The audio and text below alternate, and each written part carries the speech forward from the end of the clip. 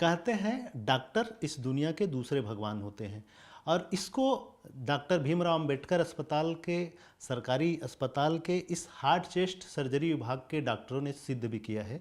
एक दुनिया का ऐसा मसला, इस तरह का मामला जिसमें गले की नस जो धमनी होती है उसका फट जाना, और उसके बाद मरीज को सही सलामत, आज हम आपके सामने देख रहे हैं ये मरीज है जिनकी गले की नस की धमनी फट गई थी, और उन्हें डॉक्टर्स ने काफ़ी मेहनत करके उनकी सर्जरी करके सही सलामत आज है। और सरकारी अस्पताल है डॉक्टर भीमराव अंबेडकर अस्पताल, जिसके जो हार्ट सर्जरी विभाग के डॉक्टर्स हैं उनकी टीम ने काफ़ी मेहनत करके, मशक्क़त करके इन्हें सही सलामत आज है।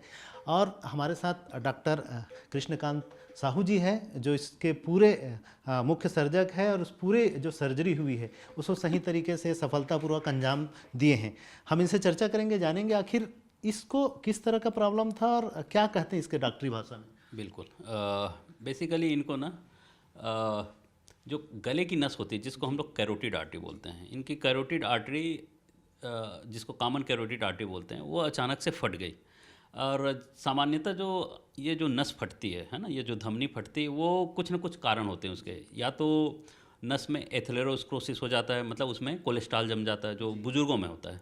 दूसरा होता है कैंसर, यदि यहाँ पे कैंसर हो गया गले में तो फिर वो नसों को गला देता है तो उससे फट जाती है। तीसरा हो गया फोड़े फुंसी हो जाते हैं, तो कई बार होता है जो फुंसी का जो इन्फेक्शन है वो पूरी नस तक पहुँच जाता है, तो उस कंडीशन में भी फटता है। और चौथा, कई बार चोट लगती है, कोई चाकू से काट देता है या फिर एक्सीडेंट होता है तब फटता है। और एक और रेयर कंडीशन होता है जिसको बोलते हैं कनेक्टिव टिश्यू डिसऑर्डर, जिसमें कि जो धमनी है ना उसकी दीवार ही ठीक से नहीं बनी रहती, तो उसमें भी फूटने का चांस रहता है। और ये जनरली वो होता है वंशानुगत होता है, जेनेटिक होता है। इनके मामले में क्या प्रॉब्लम? परंतु इनको कुछ भी नहीं था। इनको इन चार पांचों को जो कारण बताए ना, इनको कुछ नहीं था, इसीलिए ही ये रेयर है। और ऐसे धमनी का फूटना जो है ना, अभी तक मैंने जब ऑपरेशन किया उसके बाद फिर मैंने खोजना चालू किया लिटरेचर और केस रिपोर्ट बनाने के लिए, तो मैंने लिटरेचर पढ़ा मेडिकल जर्नल में, तो लगभग 10-11 से ज़्यादा नहीं हुए पूरे वर्ल्ड वाइड, है ना। और छत्तीसगढ़ में तो पहला ही है। बस मुझे वही देख कर हैरानी हुई कि मतलब ये इतना ही अत्यंत रेयर है, ये समझ आया मुझे। और जब ये, अब मैं इनकी थोड़ी सी कहानी बता देता हूँ क्या हुआ क्या था इनको।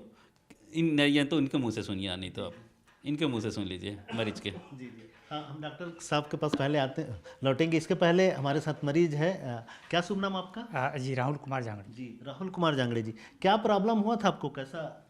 वैसे मेरे को बेसिकली कुछ प्रॉब्लम था नहीं सर। एकाएक ये अचानक से हुआ जब मैं सुबह सुबह 9:30-9 बजे के आसपास टूथब्रश करने गया तब।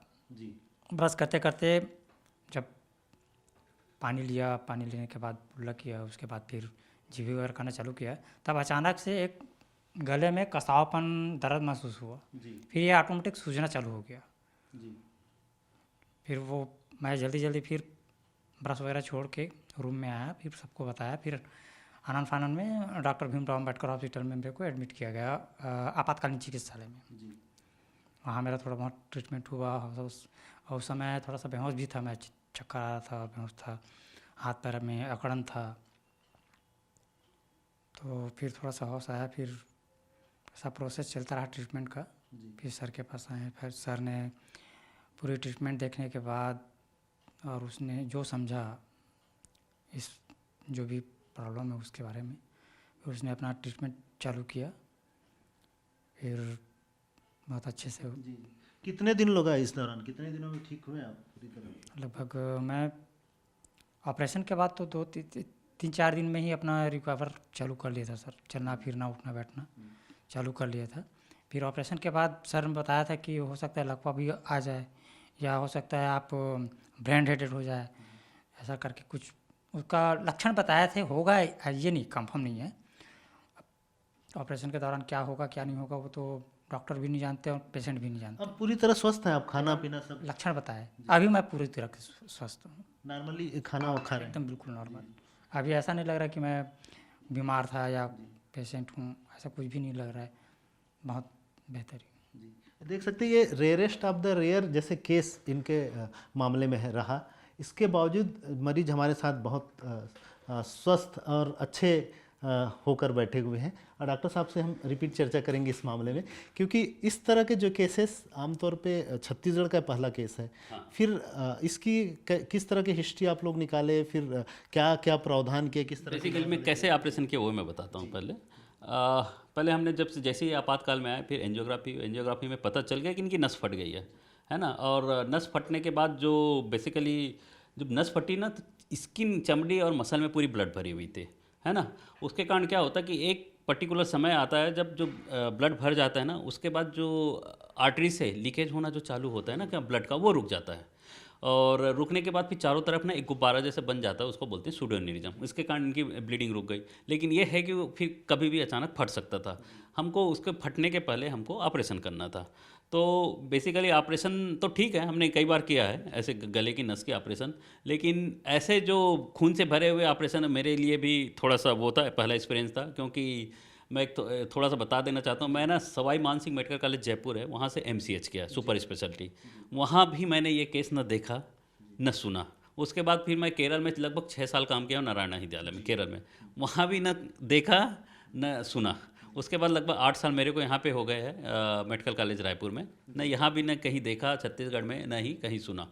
तो मैंने ही नहीं देखा। और उसके बाद फिर मैंने इसीलिए लिटरेचर पढ़ा भी, ये क्या चीज़ है करके, तो मुझे समझ आ गया कि रेयर है। लेकिन सबका सर्जरी का प्लानिंग एक ही होती है। हमने प्लान किया, इनको पूरा रिस्क बता दिया, देखो भाई यदि एक आध भी क्लाट वगैरह जाए तो लकवा हो सकता है, ब्रेंडेड हो सकता है, या फिर बोलने चालने में, या फिर एक साइड का लकवा मार सकता है करके, और या फिर अचानक फूट गया ऑपरेशन करने से पहले तो फिर खेल खत्म, है ना।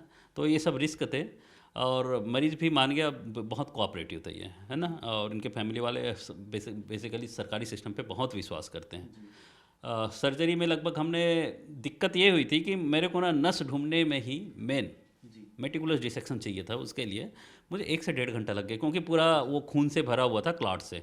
तो उसको खोजने में काफ़ी टाइम लगा। और मेटिकुलस इसलिए रहना पड़ता है कि अभी थोड़ा देर पहले बताया था कि यहाँ से आपकी बहुत सारी नर्व जाती है जो कि आपके फेफड़े के कंट्रोल करती, सांस लेने को, आपके आवाज़ को, और आपके हृदय के धड़कन को, और इवन चेहरे के खुलना उलना जो होता है ना, ये करना, ये सब कंट्रोल करता है। तो इसमें से एक भी नस यदि कट जाती तो वो भी बेकार हो जाता, आँख भी बंद होना मुश्किल हो जाता, है ना। तो यही सब ध्यान में रखा, मेटिकुलर डिसेक्शन किया।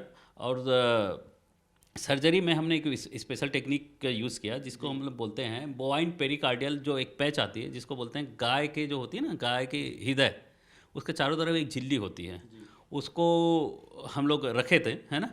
और उसको हमने इसमें रिपेयर में यूज़ किया।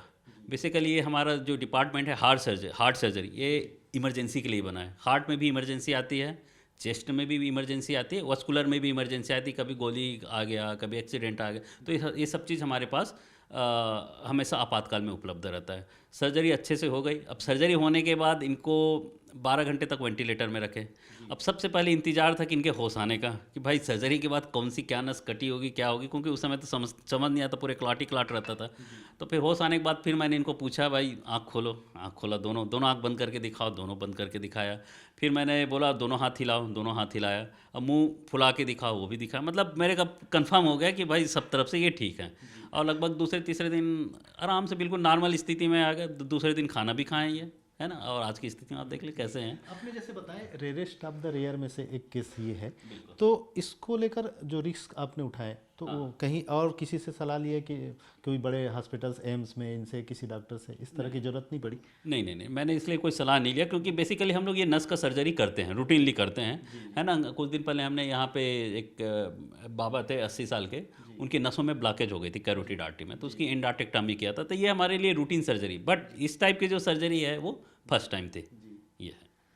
चलिए ठीक है। देखिए हमारे दर्शकों ने तमाम तरह की जो जानकारी है डॉक्टर के शर्मा, के साहू और इनकी टीम ने जिस तरह से मेहनत करके मरीज को आज सही सलामत रखे हैं, हमारे साथ मौजूद है। और साथ ही साथ क्योंकि एक तरह से लोग सरकारी सिस्टम पर भरोसा नहीं करते, लेकिन सरकारी सिस्टम में जिस तरह से डॉक्टर्स ने मेहनत करके और रेयरेस्ट ऑफ द रेयर जैसे केस जो दुनिया में 8-10 केस या इस तरह के मामले देखने में आए हैं और अब तक छत्तीसगढ़ का पहला केस है। और जिस तरह से डॉक्टर साहब ने भी बताया कि कई जगह पर रहे हैं ये, चाहे जयपुर में है, केरल में हो या फिर यहाँ जो सेवाएं दे रहे हैं पिछले 8 सालों से, और पहला इस तरह के केस आए थे। इसके बावजूद भी सफलतापूर्वक उसे ऑपरेशन सर्जरी करके सही सलामत सक्सेस सर्जरी किए और साथ ही साथ मरीज की अब स्थिति हम देख सकते हैं। तो मरीज से एक फाइनल आर्गूमेंट चाहेंगे कि अब कैसा लग रहा है आपको और क्या कहना चाहेंगे डॉक्टर साहब को?